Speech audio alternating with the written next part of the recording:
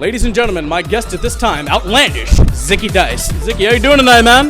Well, oh man, I really wanted to win that match. I was hoping to win a future shot at whoever, whatever. But then Fatu came out and threw me into a lot of chairs and then punched me in the face. So I've had better days. Yeah, man. I mean, for those of you who don't know, we're at APW War at the Shore, and Jacob Fatu and the Samoan Dynasty took over the ring. There was like maybe 12 of them. Yeah, they were like in masks and stuff, and like all had matching tattoos, and like we're all serious face, and it was pretty scary. I'm glad that I got out when I did. Yeah, man. It was like the whole dynasty except for like Roman and the Usos, but it was.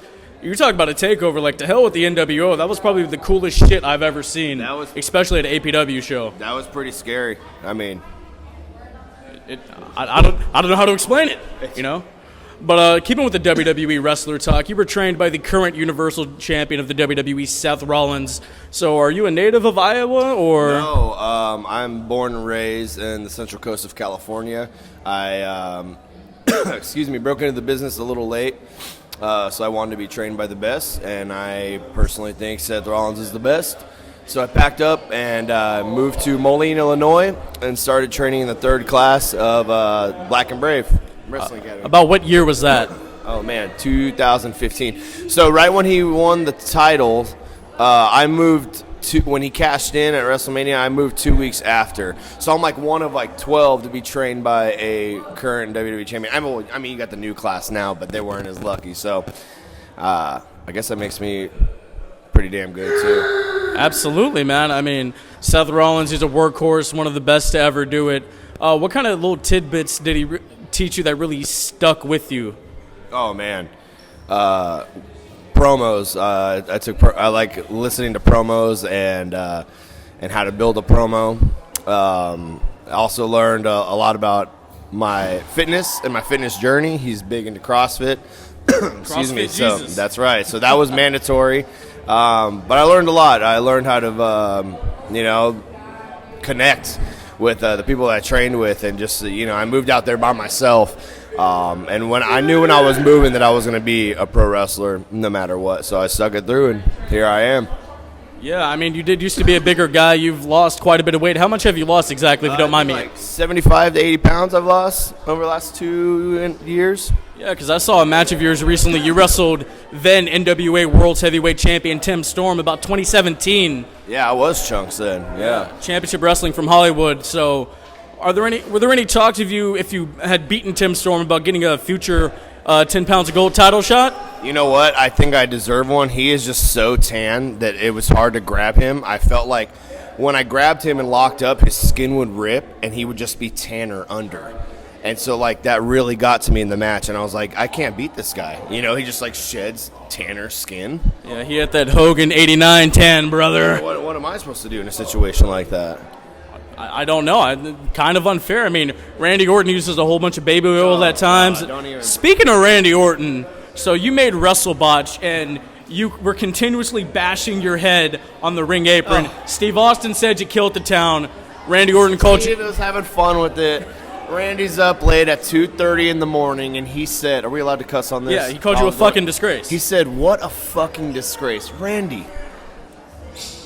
Of all people, dude. Like, there's a lot of people that if they would have said that, it might have hurt my feelings.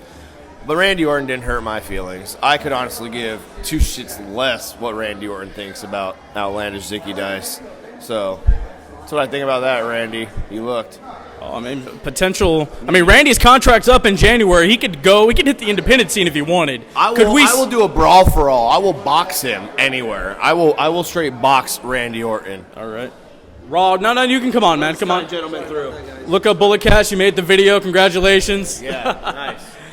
Yeah, so, I mean, that's a possibility. We could see Zicky Dice versus Randy Orton in the very near future. There's a lot of things we're going to see in the future. I'll tell you that right now. A lot of things. I got a new record coming out with my band Heart to Heart. I got documentaries coming out. We'll just leave it at that. We'll just leave it. Best is yet to come. Best is yet to come. Now, where did the whole Outlandish gimmick come from and the fanny pack?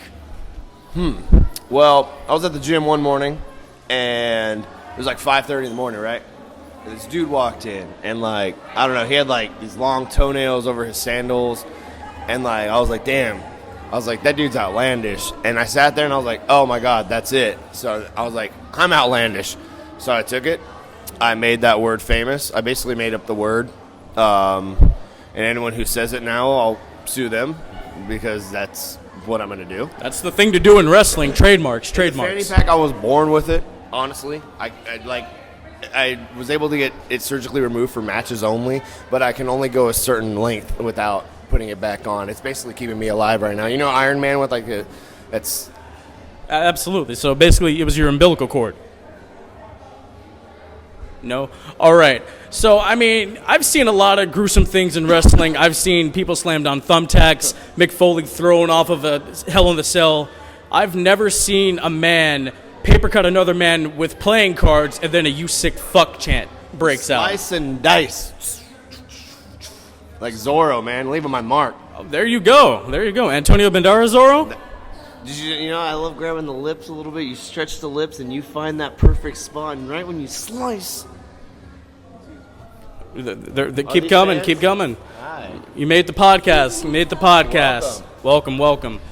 So, I mean, have tactics like that helped you win championships, or? I'll do whatever I can to win whatever I can. I don't really pay attention to many rules. So I just kind of do what I want. And it's been working, and I just stop caring, and I just start showing up wherever the hell I want to, and I start doing whatever the hell I want to, because a lot of these guys are afraid to do a lot of the things that Outlandish Zicky Dice does, but I just don't care. So, yeah. So you're not afraid to get heat? Oh, hey, ask around. I'm known as a heat magnet. Zicky Dice isn't afraid of a little bit of heat. Are you kidding me? So what? What are you going to do? Talk in your group chat with your buddies about me? I'm taking over whether you like it or not, whether they like it or not, or whether all these indie darlings like it or not. You're looking at the next big thing. All right, so another person that's not afraid to get heat in the business is MJF. Now, if you guys were to square off one-on-one, who gets the most heat? You know, that it reminds me of one of my favorite TV shows, Yo Mama. I always wanted to be on that show because I feel like I could have been successful. That was my calling before I found professional wrestling. So I would love to get his stupid little scarf and his cute little one-liners and I'm better than you. And I would love to get face-to-face with that because when push comes to shove, I'm better than you. And you know it. All right, man, where can people find you? www.zickydice.com or hashtag @Zicky Dice on every piece of social media you can think of. I'm out there, man. All right, Zicky Dice. It was a pleasure, man. Thank you very much.